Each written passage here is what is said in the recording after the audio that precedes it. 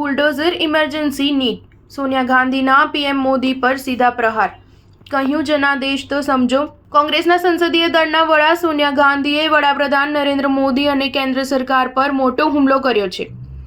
એક લેખમાં સોનિયા ગાંધીએ નીટ પરીક્ષામાં થયેલી ગેરરીતિ અંગે કહ્યું હતું કે પરીક્ષા પર ચર્ચા કરનારા પીએમ પેપર લીક પર મૌન સેવી બેઠા છે.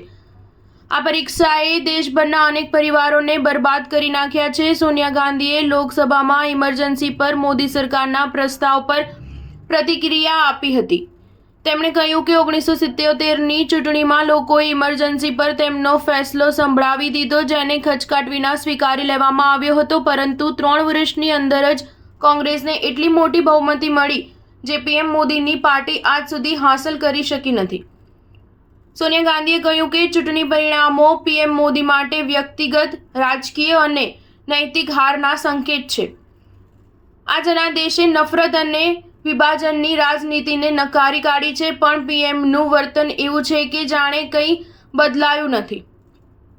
તેઓ સર્વસંમતિનો ઉપદેશ આપે છે, પરંતુ ટકરાવને પ્રોત્સાહન આપે છે. એવું લાગતું નથી કે તેમને આ જનાદેશ સમજાયો હોય.